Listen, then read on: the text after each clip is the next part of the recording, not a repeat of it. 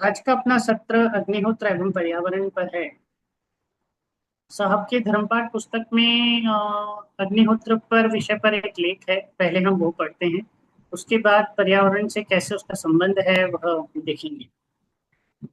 तो साहब अग्निहोत्र के लेख में लिखते हैं कि परमात्मा ने वेदों द्वारा जो धर्मादेश मानव मात्र के लिए दिया है वह यही है। यज्ञ, दान, तप, कर्म और स्वाध्याय का आचरण करो। यही और केवल यही सत्य धर्म है जो कि सनातन भी है। इसीलिए धर्मादेश का जो प्रथम अंग है उसी विषय के बारे में भाषण लेख भेजने का सोचा, जिससे सत्संग का जो मुख्य उद्देश्य धर्माचरण उसे क्रियान्वित करना संघ में सम्मिलित होने वालों के लिए यह लेख सुने उसी दिन से सहज में शक्य हो सके। साहब ने यही कहा है कि ये धर्मादेश का प्रथम अंग है और इसीलिए उन्होंने यह लेख लिखा है, जिससे कि हर व्यक्ति सहजता से धर्म आचरण की तरफ प्रवृत्त हो सके। साहब ने लिखा है, प्रत्यक्ष परमात्मा का जो आदेश हो वही सिर्फ धर्म हो सकता है। इसलिए यह बात तो बिल्कुल साफ है कि सत्य धर्म एक देशीय, एक जातीय, एक वर्गीय हो ही नहीं सकता। इसी लोक में तो क्या, ब्रह्मांड भर में हर एक इसका आचरण कर सके ऐसा ही धर्म वेद बता सकेंगे और बताते हैं। इस धर्म के पांचों शब्दों की यही विशेषता है कि उनमें से हर एक का आचरण हर एक मनुष्य कर सकता है। इसी विशेषता के कारण तो यह सत्य है और इसीलिए तो सनातन भी है। वैसे धर्म, वेद, यज्ञ इन तीनों विषयों पर अलग अलग लेख हैं। आज का विषय अग्निहोत्र या नित्य अग्निहोत्र ही है। तो साहब ने कहा है कि यह जो धर्म है वह ना तो एक देशीय होता है, ना एक जातीय होता है, न एक वर्गीय होता है। इवन पृथ्वी क्या, ब्रह्मांड में जहाँ कहीं भी लोग हैं उन सब के लिए एक ही विधान है वेद का, वेदों द्वारा दिया गया, और उसमें यज्ञ उसका प्रथम अंग है। यज्ञ धर्म का अंग होने से यह तो साफ हो जाता है कि जिन्हें हम महायज्ञ, यज्ञ और याग इन नामों से पहचानते हैं वे नित्य आचरण में कैसे हो सकते हैं। और धर्म तो नित्य आचरण में होना चाहिए। धर्म इस रूप में यज्ञ का अर्थ अग्निहोत्र ही है, क्योंकि यही एक यज्ञ है जो रोज किया जा सकता है। ये बहुत महत्वपूर्ण लाइक सामने कही है कि यज्ञ धर्म का अंग होने से यह बात साफ हो जाती है कि जिसने हम महायज्ञ, यज्ञ और याग इन नामों से पहचानते हैं वे नित्य आचरण में कैसे हो सकते हैं। और धर्म तो नित्य आचरण में होना चाहिए। धर्म इस रूप में यज्ञ का अर्थ अग्निहोत्र ही है, क्योंकि यही एक यज्ञ है जो रोज किया जा सकता है। हर आदमी, एक मिनट,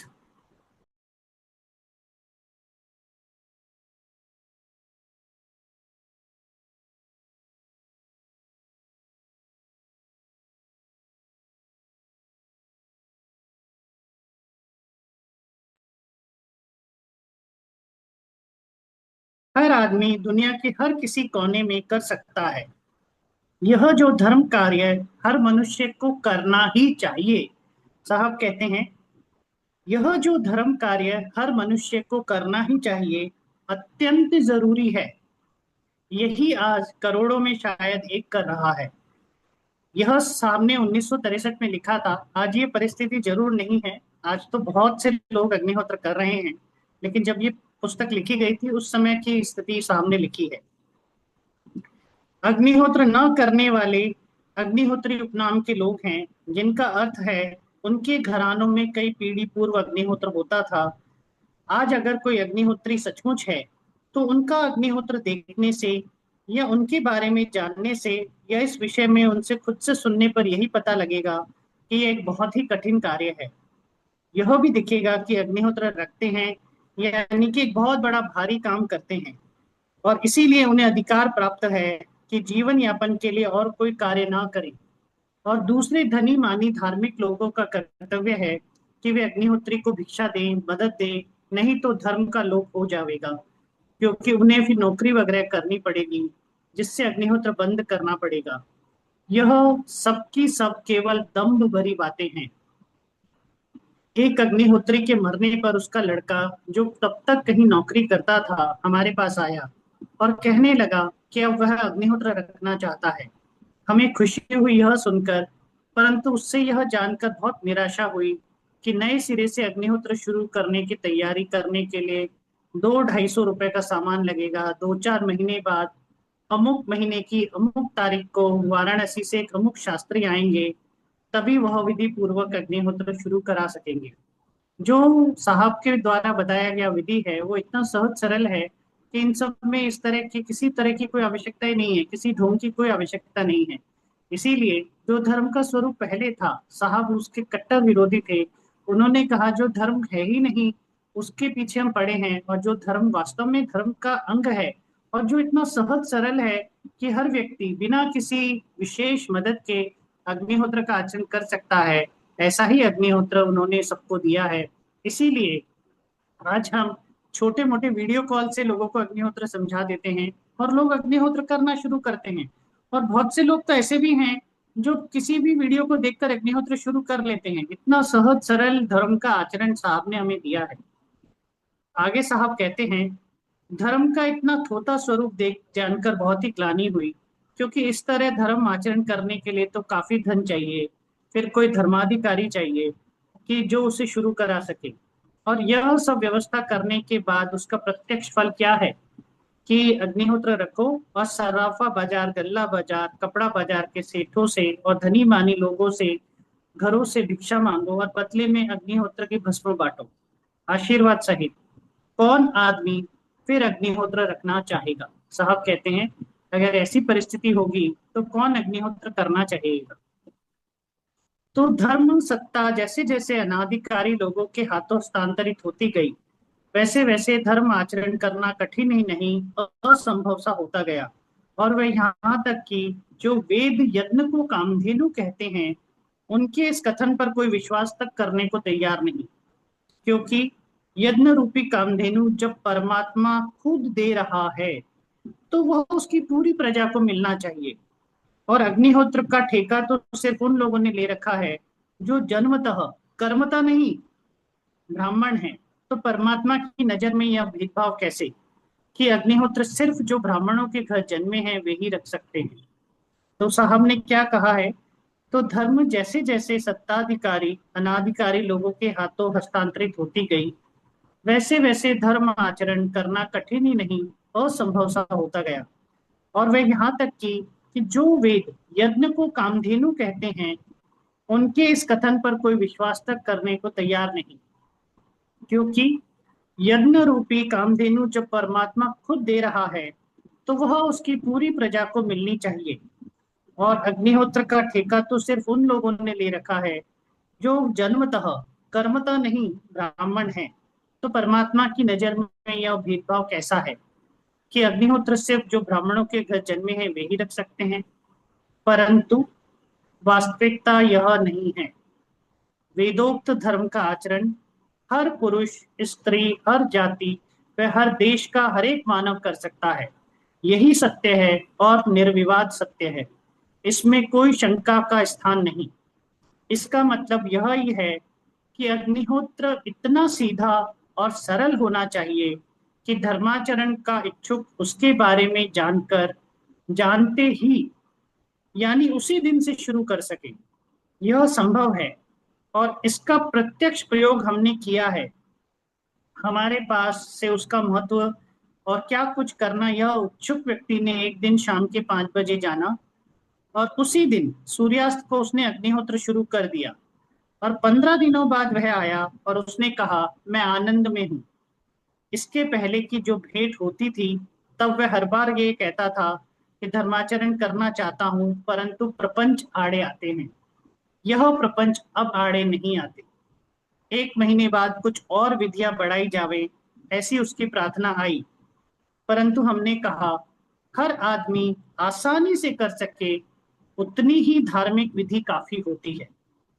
अग्निहोत्र शुरू करने के बाद यह व्यक्ति भिक्षा नहीं मांगता, बल्कि भिक्षा दे सकता है, दान दे सकता है। एक गांव का सरपंच है, 10-12 व्यक्तियों का परिवार है, खेती बाड़ी व्यवसाय वगैरह है। इस धर्म का आचरण शुरू करने के बाद जो प्रत्यक्ष अनुभव आए उसके कारण निष्ठा और विश्वास है, और खुद के अनुभवों के आधार पर अग्निहोत्र को प्रसार कर रहे हैं। यह साहब ने जो अग्निहोत्र शुरू करा है उसके बारे में उन्होंने लिखा है। ऐसा प्रयोग सिद्ध व अनुभव प्रमाणित अग्निहोत्र ही आज के भाषण लेख का विषय है। इसीलिए जो भी इसे सुने वह तुरंत तत्काल अग्निहोत्र शुरू कर सकेगा। सिर्फ इच्छुक चाहिए, विधि हाजिर है। जो करना है वह सिर्फ यही है कि हर रोज सुबह सूर्योदय होते ही और शाम को सूर्यास्त होते ही अपने घर में अग्नि में दोनों समय दो दो आहुतियां चावल व घी की देनी है। और आहुति देते समय यानी चावल व घी अग्नि में डालने के पूर्व मुंह से जो कहना है वह यह है: सूर्योदय पर सूर्याय स्वाहा, सूर्याय इदं नाममा, प्रजापतये स्वाहा, प्रजापतये इदं नाममा। सुबह की अग्निहोत्र विधि समाप्त हुई। सूर्यास्त पर अग्नये स्वाहा, अग्नये इदं नाममा पहली आहुति दे दो। प्रजापतये स्वाहा, प्रजापतये इदं नाममा दूसरी आयति दे दो। शाम की अग्निहोत्र विधि समाप्त हुई।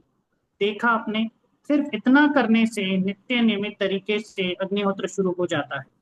और जिंदगी जब तक चालू है, अब जब तक चालू रह सकता है, जब तक जिंदगी है तब तक चालू रह सकता है। अब कुछ बातों का स्पष्टीकरण कर देते हैं जिससे आचरणकर्ता को आसानी हो।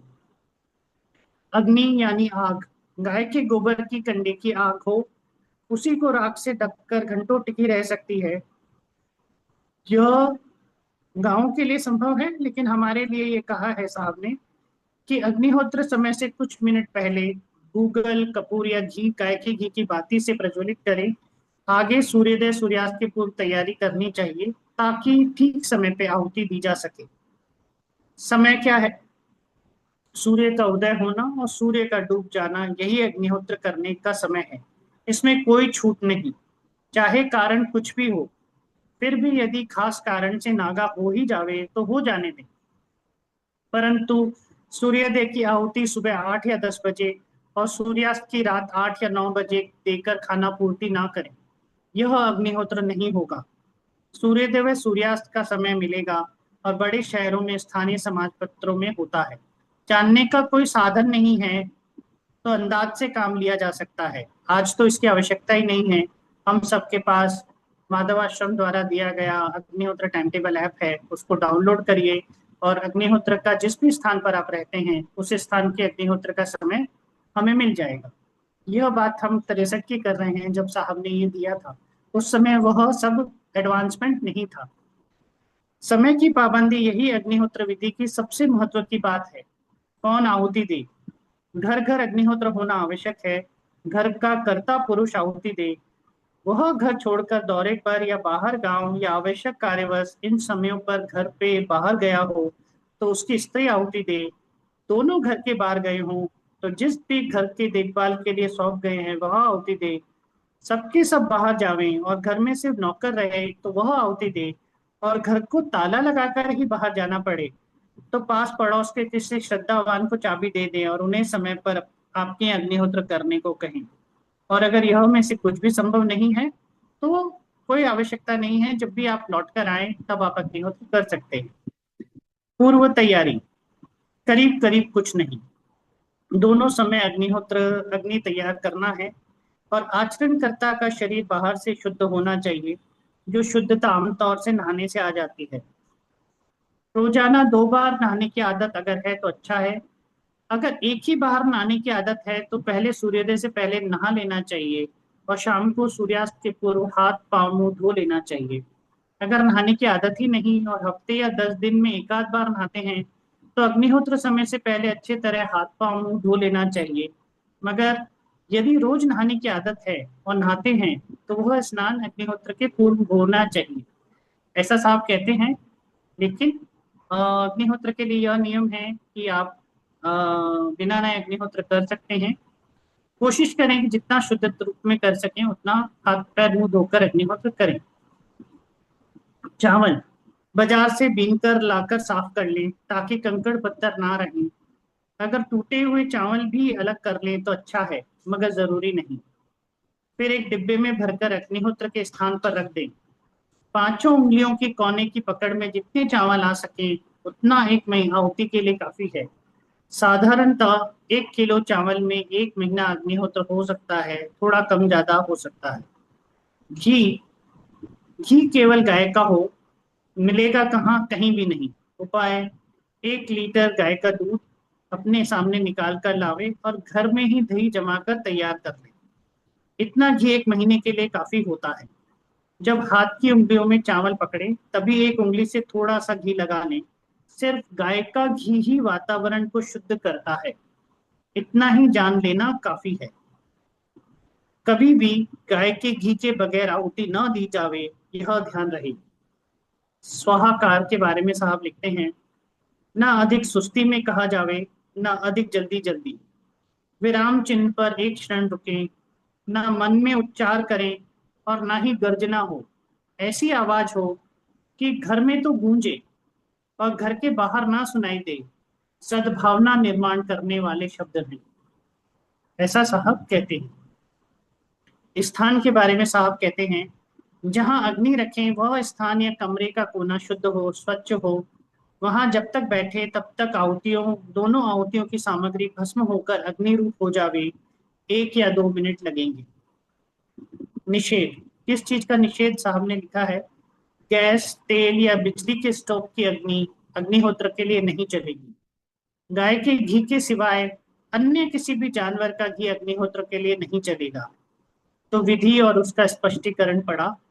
आप लोग भी अब विचार कर सकते हैं। और ऐसा कौन होगा कि जो अग्निहोत्र नहीं रख सकता?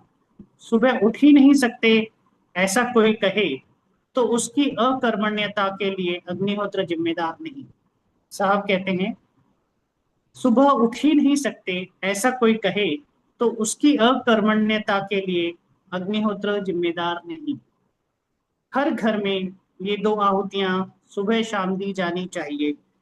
घर के हर एक मनुष्य को 2-2 आहुतियां देना चाहिए, ऐसा नहीं है। अग्नि यानी कि आहुति सिर्फ एक जने को देना है। मंत्रोच्चारण सब करेंगे, सब मंत्र बोलेंगे, बैठेंगे, लेकिन आहुति कोई भी व्यक्ति दे सकता है। घर का, परिवार का जो भी व्यक्ति हो वह आहुति दे सकता है। अग्निहोत्र के फल के बारे में जो कुछ हिंदी अंग्रेजी में लिखा है वह सबके सब अनुभव ऊपर लिखे अग्निहोत्र से बहुत ही जल्द आने लगेंगे। सूचना साहब सूचना देते हैं कि अग्निहोत्र का प्रारंभ सूर्यास्त की आहुतियों से होना चाहिए। अग्निहोत्र का प्रारंभ सूर्यास्त की आहुतियों से होना चाहिए, ऐसा साहब कहते हैं। तो यह धर्मपाठ पुस्तक में साहब ने अग्निहोत्र के विषय पर एक लेख जो लिखा है वह हमने पढ़ा और यह जाना कि अग्निहोत्र यज्ञ के रूप में जो पंचसाधन मार्ग के अंदर यज्ञ, दान, तप, कर्म, स्वाध्याय ईश्वर ने दिए हैं, यज्ञ के रूप में जो धर्म का अंग है उसमें अग्निहोत्र ही धर्म का अंग बनता है, क्योंकि यही एक ऐसा यज्ञ है जो नियमित रोज किया जा सकता है। बाकी के यज्ञ के लिए वो शुद्धिकारक वातावरण निर्माण करते हैं, उसमें कोई संशय नहीं, लेकिन उनके लिए बहुत समय लगता है, बहुत खर्चा होता है, हर व्यक्ति के लिए वह सहज नहीं है। इसलिए धर्म के स्वरूप में अग्निहोत्र ही यज्ञ के रूप में धर्म का अंग है। इसीलिए हर घर घर में अग्निहोत्र हो, यही शुभेच्छा, यही हार्दिक इच्छा, ईश्वर शक्ति से यही प्रार्थना है कि वो जल्दी ही अपनी कृपा का वर्षा करे और घर घर में जन जन तक अग्निहोत्र का आचरण फैले। यह अग्निहोत्र उस ईश्वर शक्ति से प्रार्थना है। अब हम देखते हैं कि पर्यावरण और अग्निहोत्र का क्या संबंध है। पर्यावरण का हमसे संबंध है और अग्निहोत्र पर्यावरण संरक्षण का माध्यम है। इसलिए पर्यावरण को जाने बिना और पर्यावरण के बिना ना तो हमारा अस्तित्व होगा, ना ही हम अग्निहोत्र का आचरण कर सकेंगे, क्योंकि जो कुछ भी मिल रहा है वो तो पर्यावरण की ही हमको देन है ना। अग्निहोत्र के लिए जो घी है, जो कंडे हैं, वह सब पर्यावरण की ही हमको देन है। इसलिए पर्यावरण के बिना हम लोग ना अग्निहोत्र का आचरण कर पाएंगे। इसलिए पर्यावरण के महत्व को समझना अपने आप में आवश्यक है। इसी संदर्भ में विजया दीदी ने 2-3 लेख लिखे हैं पर्यावरण पर, वह हम पढ़ते हैं। दीदी कहती हैं, पर्यावरण का हमारे जीवन में गहरा संबंध है। पर्यावरण है तो ही हम हैं, क्योंकि हमें जीने के लिए हवा, पानी इत्यादि सभी कुछ चाहिए, और ये सभी चीजें हमें पर्यावरण से ही ग्रहण करते हैं। इसलिए पर्यावरण को बचाना, सुरक्षित रखना भी हम सभी का कर्तव्य है। आज के समय की बढ़ती हुई जनसंख्या, औद्योगिकरण और नगरीकरण से पर्यावरण को बहुत अधिक नुकसान पहुंचा है। यह नुकसान मनुष्य के लिए घातक है। समय रहते पर्यावरण को सुरक्षित बचा लेना अत्यंत आवश्यक है। आदरणीय दीदी कहती हैं कि पर्यावरण को सुरक्षित बचा लेना अत्यंत आवश्यक है, अन्यथा नई नई समस्याएं उत्पन्न होंगी और फिर पर्यावरण को सुरक्षित बचाना बहुत कठिन हो जाएगा। यह आज एक बहुत बड़ी समस्या है, प्रकृति का असंतुलन। किसी भी समय बारिश, कभी गर्मी तो कभी ठंड, सब कुछ मिलाकर अलग गर्मी में निरंतर एक एक महीने के बाद बरसात, सारा कुछ तो बदल चुका है। गर्मी के मौसम में गर्मी ही रहेगी ऐसा नहीं, बारिश भी हो सकती है। अत्यधिक बारिश के बाद थोड़ी ठंड भी, बड़ा अजीब सा मौसम है। ऐसा बदलाव प्राकृतिक असंतुलन के कारण ही है। इस वर्ष तो बारिश एवं ओलों से किसान बड़े परेशान हुए, बहुत अधिक नुकसान भी उठाया। फिर भी समय मौसम के बदलाव से बीमारियां भी अधिक हुई, सभी तरह का नुकसान हुआ। यह निश्चित है, इसी तरह पर्यावरण प्रदूषण बढ़ता रहा तो उससे होने वाली परेशानियां मनुष्य को ही भुगतनी पड़ेगी, लेकिन वह इस बारे में सोच नहीं रहा है। आखिर इस पर्यावरण में ही तो उसे रहना है। नगरीकरण बढ़ने से जंगल कम होते जा रहे हैं। पर्यावरण के संरक्षण में जंगलों की भी एक महत्वपूर्ण भूमिका है। जंगल नष्ट होते गए तो पर्यावरण को बहुत नुकसान होगा। आज कई प्रजातियों के पेड़ तो नष्ट ही हो चुके हैं। पेड़ों के नष्ट होने से पक्षियों की संख्या भी बहुत कम हो गई है। बाग बगीचों को छोड़ दें तो अन्य कहीं अब पक्षी नहीं दिखाई देते। पहले तो जहां देखो वहां पक्षियों का निवास रहता था। अब शहरों में कौवों की काव काव सुनाई नहीं देती। सुनने के लिए लोग तरस जाते हैं।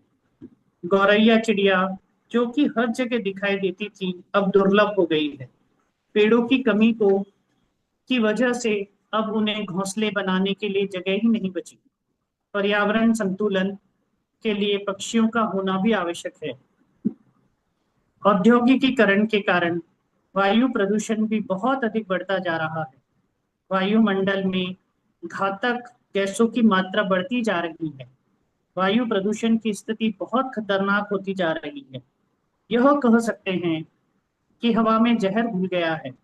धूल के कण भी हवा में मिल जाते हैं, जिनसे खतरनाक रोगाणुओं की उत्पत्ति होती है। इन सब कारणों से वायु प्रदूषित हो जाती है।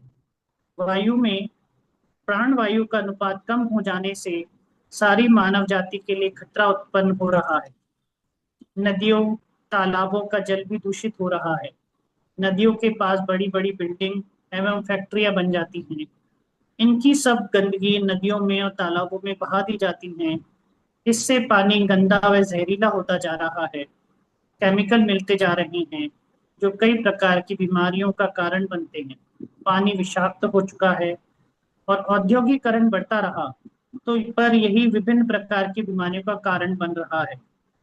एक तरफ तरक्की है तो दूसरी तरफ नुकसान। आज जरूरत है पर्यावरण को शुद्ध रखने की। यदि शुद्ध हवा एवं पानी ना मिल सके तो मनुष्य जीवित कैसे रह पाएगा। जीवित रहे भी और स्वस्थ ना हो तो फिर सारे भौतिक सुख के साधन किस काम के। दीदी कहती हैं, आज जरूरत है पर्यावरण को शुद्ध रखने की। यदि शुद्ध हवा एवं पानी ना मिल सके तो मनुष्य जीवित कैसे रह पाएगा। जीवित रहे भी और स्वस्थ ना हो तो फिर सारे भौतिक सुख के साधन किस काम के, क्योंकि वह उनका उपयोग कैसे कर सकेगा। आज दूषित पर्यावरण एवं उससे होने वाले भयंकर परिणामों के बारे में सोचने की आवश्यकता है। पर्यावरण प्रदूषण से होने वाले दुष्परिणाम के बारे में जागरूक रहना होगा और तभी उससे बचना संभव होगा। पर्यावरण की शुद्धता बहुत जरूरी है। जब पर्यावरण शुद्ध होगा तभी मनुष्य स्वस्थ रह सकेगा। इस पर्यावरण की शुद्धता का एक बहुत ही उपयोगी तरीका हमारे पास है, वह है अग्निहोत्र।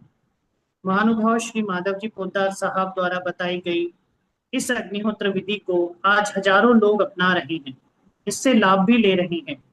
अपना व अपने घर का वातावरण शुद्ध करके स्वस्थ जीवन व्यतीत कर रहे हैं।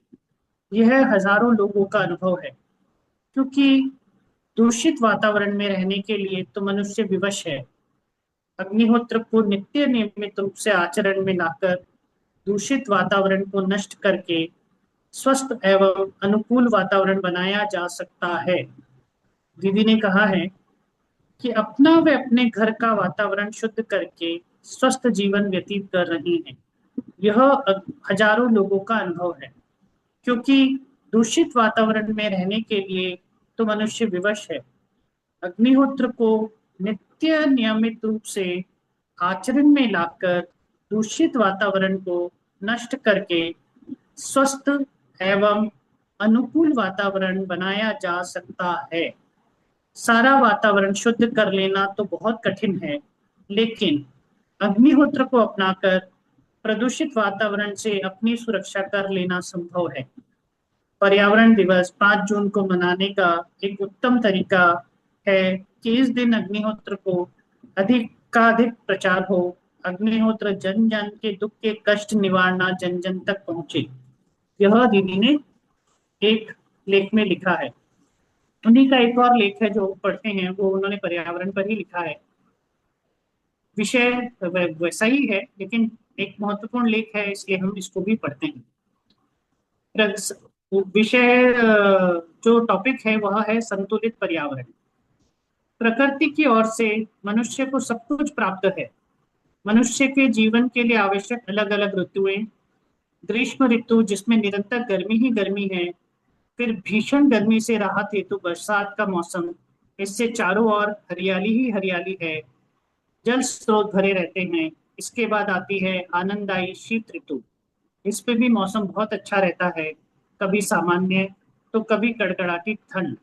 इसका अपना ही अलग आनंद है। इसके बाद पुनः ग्रीष्म ऋतु। प्रकृति का यह चक्र अनवरत चलता रहता है। सारे संसार के प्राणियों के लिए ये ऋतुएं आवश्यक व जीवनदायिनी हैं। प्रकृति इन सभी ऋतुओं में संतुलन बनाए रखती है। ज्यादा गर्मी भी नुकसानदायक है तो ज्यादा बरसात भी, इसी तरह ज्यादा ठंड भी।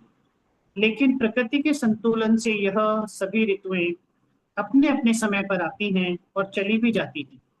प्रकृति का यह संतुलन बना रहना आवश्यक है, क्योंकि प्रकृति का संतुलन बिगड़ जाने पर इसके परिणाम भयावह होंगे। दुनिया में मनुष्य है तो सभी प्रकार के जीव जंतु हैं, पेड़ पौधे हैं, पशु पक्षी हैं, सभी को स्वास्थ्य चाहिए और सभी के होने के कारण ही यह दुनिया आनंदमयी दिखती है।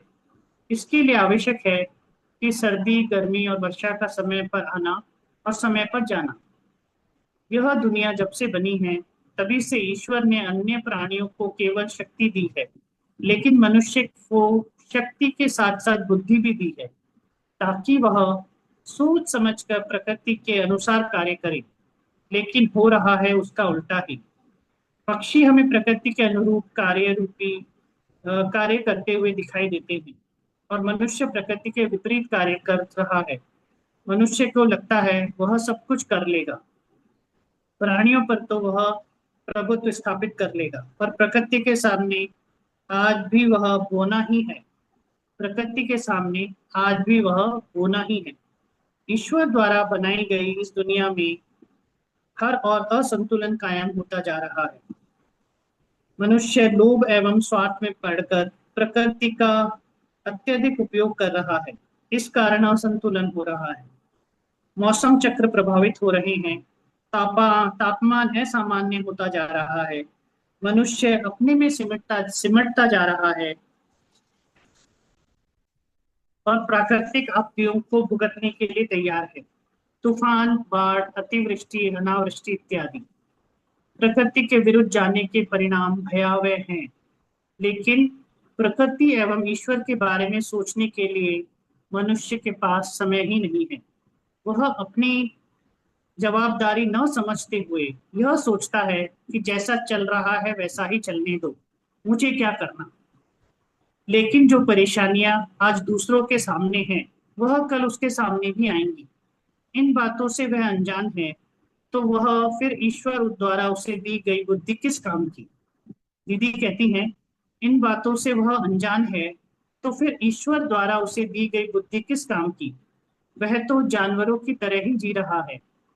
यदि वह इन बातों के बारे में सोचे, विचार करे, तो निश्चित ही अपना कुछ कर्तव्य है यह उसकी समझ में आएगा और वह कुछ प्रयास भी करेगा। 5 जून को हम पर्यावरण दिवस के रूप में मनाते हैं। इस दिन विभिन्न प्रकार के कार्यक्रम आयोजित किए जाते हैं। तालाब की सफाई, वृक्षारोपण, बच्चों में पर्यावरण के बारे में जागृति आदि। इस दिन सभी का ध्यान इन बातों की ओर रहता है, परंतु बाद में लोग भूल जाते हैं। एक दिन तालाब में सफाई की और दूसरे दिन से पुनः वही कचरा डालना शुरू।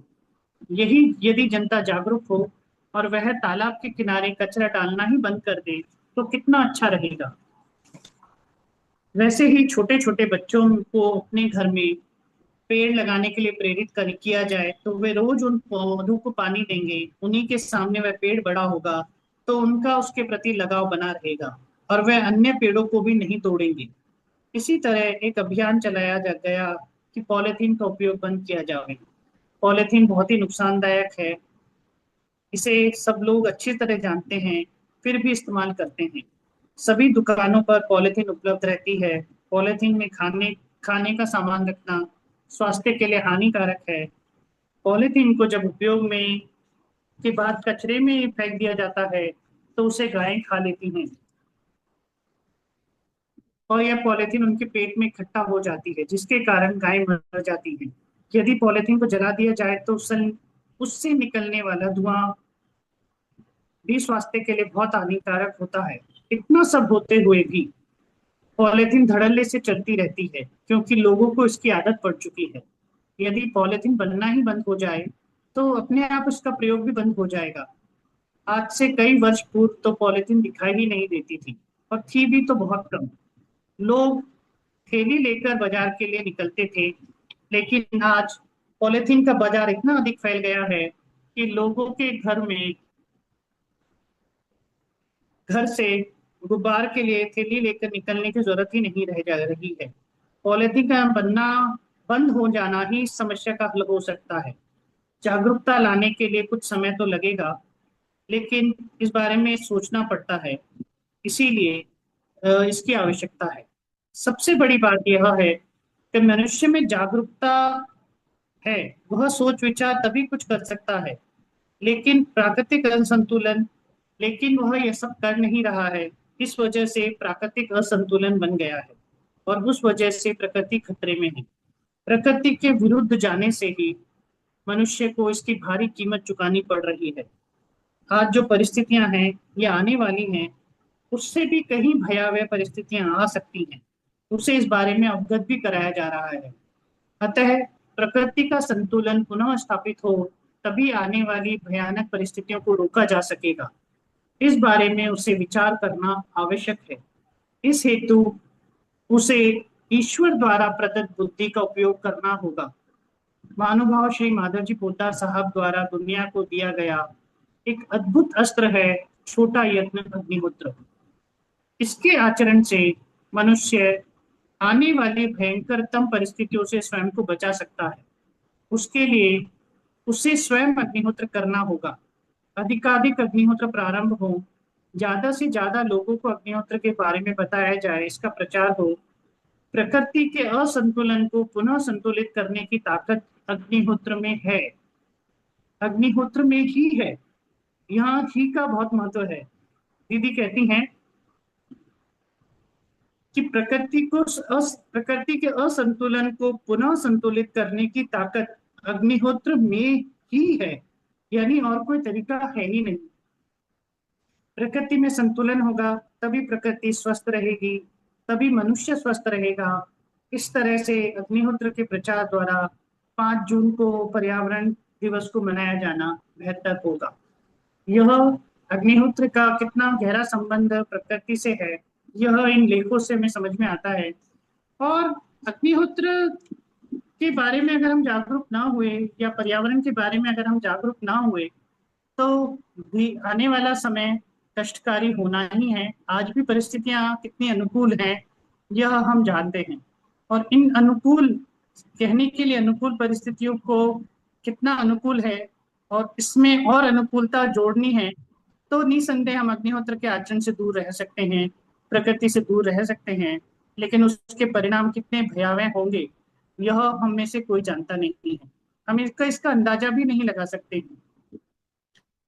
अ, भूतकाल में ऐसी बहुत सारी घटनाएं, प्राकृतिक घटनाएं घटी हैं, जिनसे प्रकृति का की क्या ताकत है, इस बात का हमें स्वतः ही अंदाजा होगा। लेकिन जब घटना घटती है, तो हम उस समय पर उसके बारे में विचार करते हैं। अभी हम लोग कुछ दिन पहले भुज गए थे। वहां पर भुज के अंदर जो भूकंप आया था, उसकी एक उसकी एक म्यूजियम जैसा बनाया गया है गवर्नमेंट के द्वारा। उसमें उसकी भयावहता को दर्शाया गया है।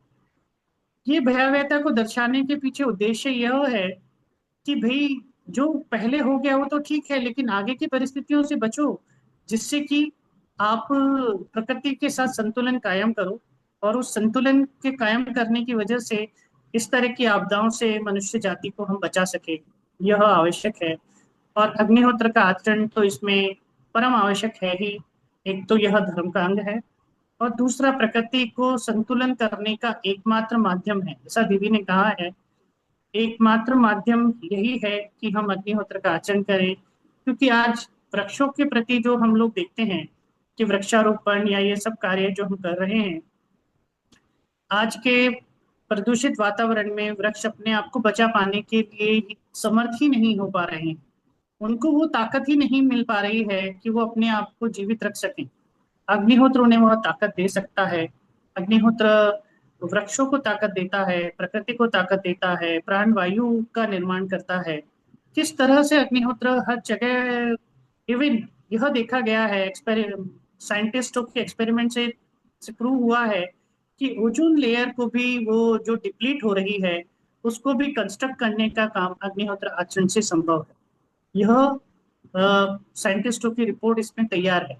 तो अग्निहोत्र किस तरह से पर्यावरण संरक्षण के लिए एक महत्वपूर्ण इकाई है, कड़ी है, यह हम समझ सकते हैं। धन्यवाद।